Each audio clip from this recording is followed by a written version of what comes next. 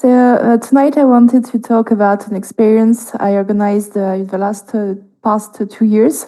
It's the Wiki Queer Camp that exists thanks to the support of both Wikipedia France, who provides the fund for the event, and Les Page, which is an international organization for French-speaking country for minority of gender, sexuality, and women.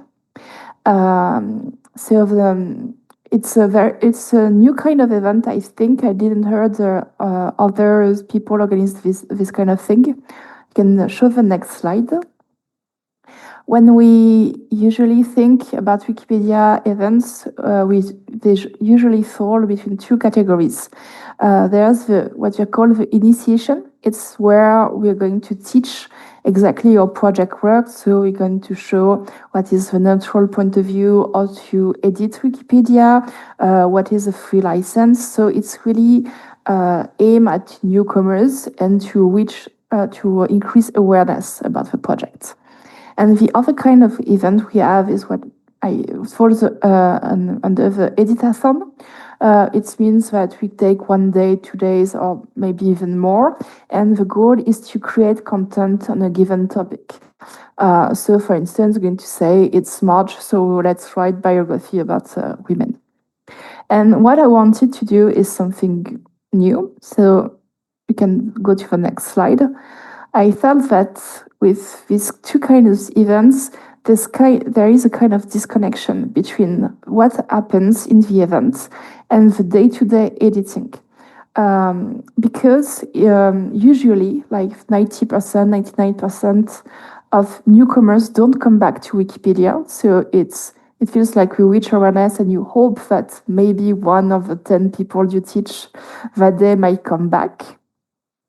Or because, well, you write content when you are in a public library or in a museum and you have access to a lot of resources on how to write. And then you come back home and you didn't finish your article and say, okay, what can I do now? And it's also because usually when you write an article, especially if it's a complex article, I think about general articles like homosexuality or gender transition. You will not finish this kind of article in just 1 day of work. It will take you a lot more time.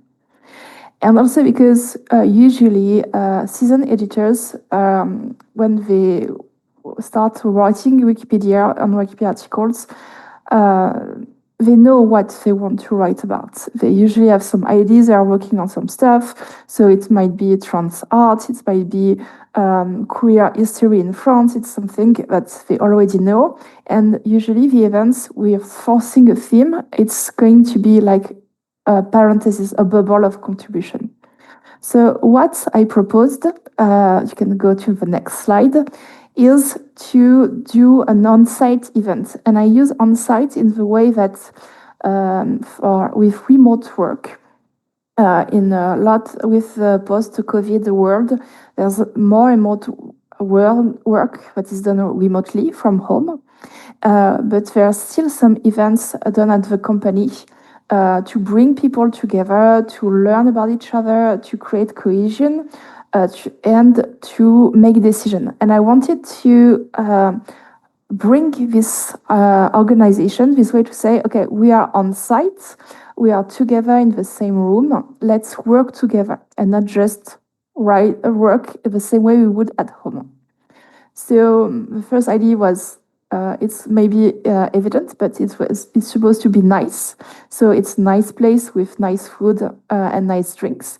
Because if you take volunteers' time on a Saturday afternoon, after a long week of work, they are most likely to show up if they have a positive experience than if it's in a cave. It was my joke that the Wiki Queer Camp was the first French event that was not in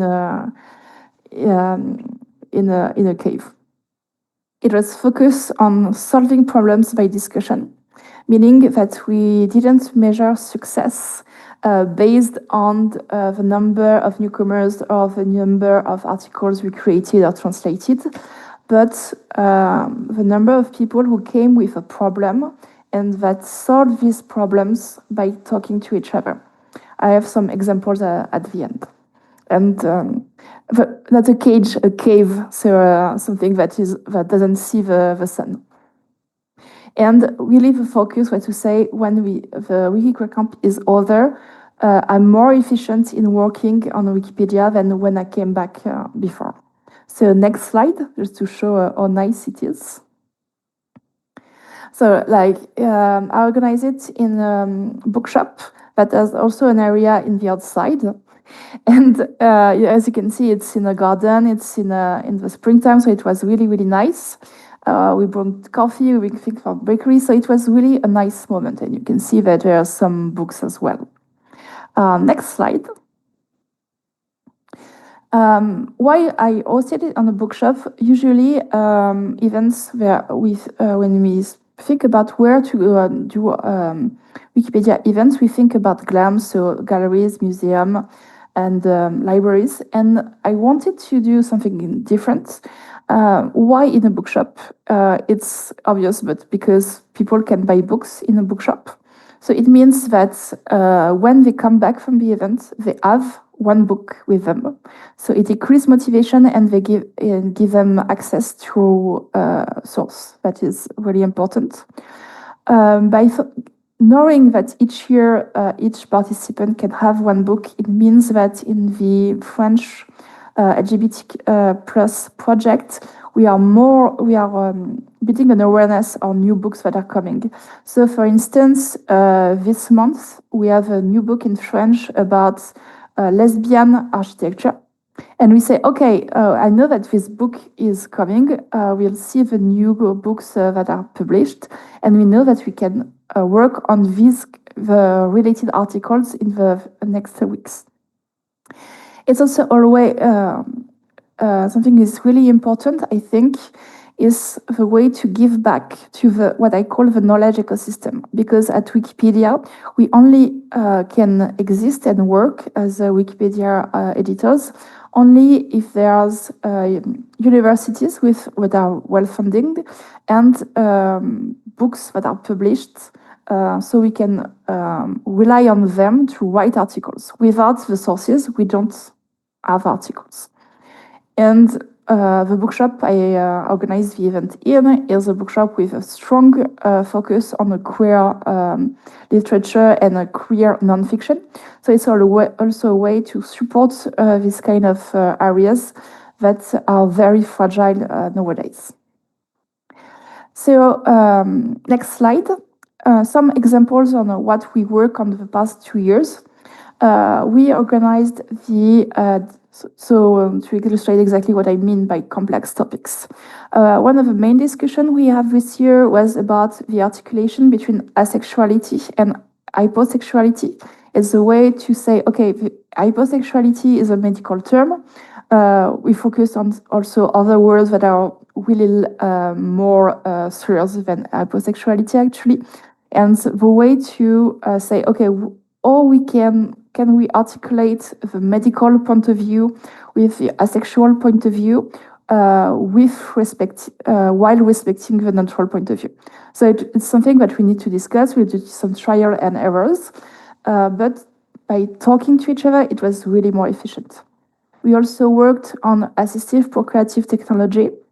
For some reason in France, when the direct translation of assistive procreative technology is heavily associated with lesbian couples, and we wanted to split the articles between what the technology is about and what are the way that lesbian couples and trans people can use to access parentality.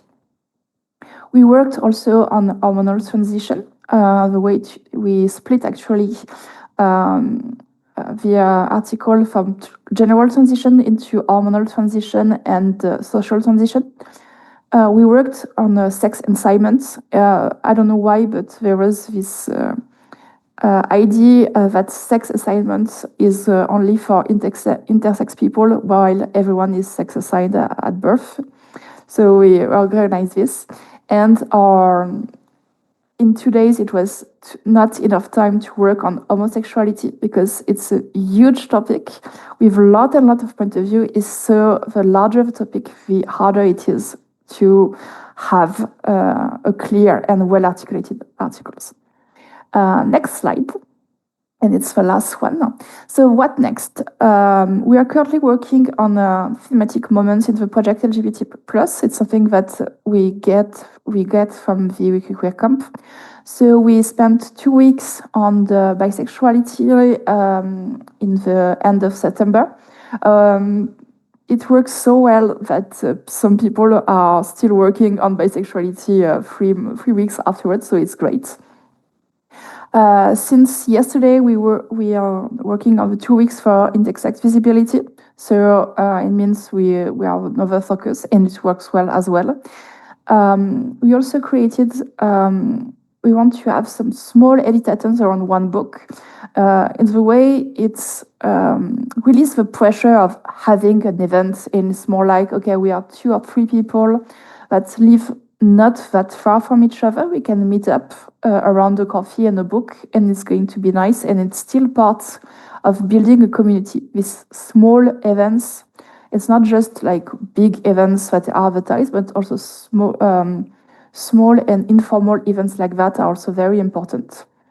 And we have 2 main projects. So one is to have this camp just once a year, but twice a year, in spring and in early autumn, because we love it so much, and also find a way to have some online meetups because not everyone is available to travel. There's cost, it's time, and sometimes for small discussions, online meeting can be very good as well. So that's all for me. Next slide is just a slide with questions mark. So if you have any questions, feel free to can answer. Well, I think one or 2 questions. Thank you so much, Léna. Do you have English version? I would love to come. No, it's just for French for the moment. I think if we made the event in English, it would be needed. Some people will not feel free to go because they are not well versed in English, but maybe an international event in English would be a nice, ambitious next step. Yeah, thank you so much. Thank you for your presentation. Any further question? Yes, indeed, Owen, we'll have to do that. We really have to do that. And since we're going to Paris next year, we really have to work on something. Yes. Yeah, we really have to do that. Thank you so much, Léna. Thank you.